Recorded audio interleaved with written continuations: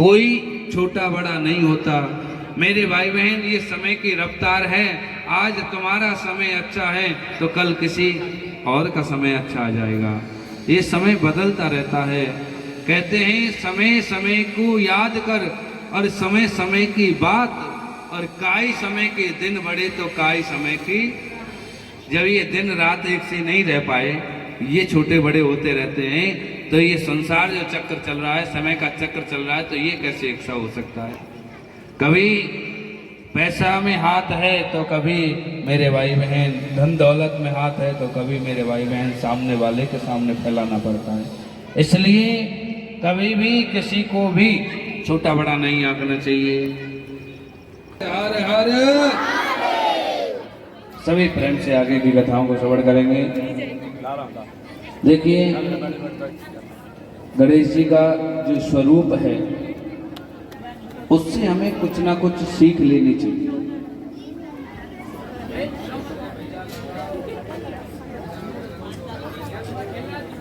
दूसरा देखा होगा, गणेश जी के कितने दांत हैं? एक तो टूटा हुआ है। एक है कि नहीं? एक दांत का क्या मतलब है? कहते हैं मेरे भाई बहन, जीवन में यदि किसी को जवान दे दो, एक बार किसी को जवान दे दो, किसी को कोई शब्द बोल दो, कभी भी अपनी जवान से, कभी अपने वचन से पीछे नहीं हटना चाहिए। पहले मेरे भाई बहन नियम था कि रघुकुल रीत सदा चले आए, प्राण जाए पर, ये नियम था।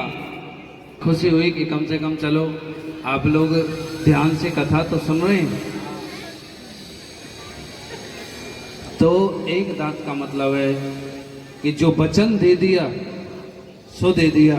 लेकिन इस कलयुग में इतना भयावह कलयुग अभी नहीं आया, फिर भी कुछ बातें ऐसी देखने को मिलती हैं। लोग वचन दे देते हैं लेकिन वचन दे करके पीछे मुकर जाते हैं।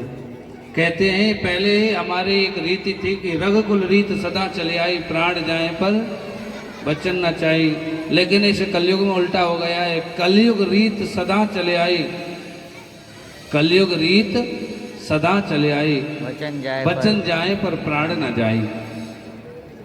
वचन चला जावे मगर प्राण नहीं जाए।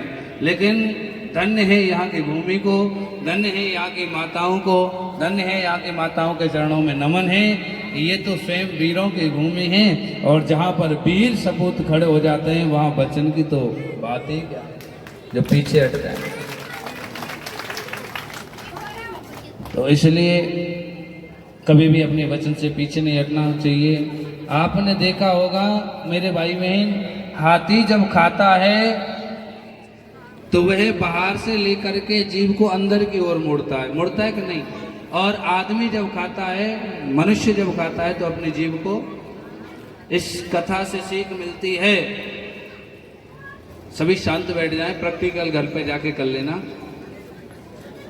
तो इस कथा से सीख मिलती है, जैसे हाथी भोजन को लेकर के बाहर से अंदर की ओर ले जाता है, उसी प्रकार मेरे भाई बहन बुढ़ापा आते आते मनुष्य को अपनी जीभ को भी बाहर निकालना बंद कर देना चाहिए, अंदर ही रखना चाहिए।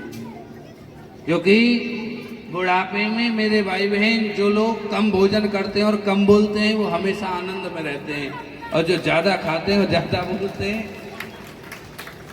समझ रहे हो? फिर तो सुन बोलो हर हर। इसलिए और कम बोलो और जीवन में कहीं भी डोलो।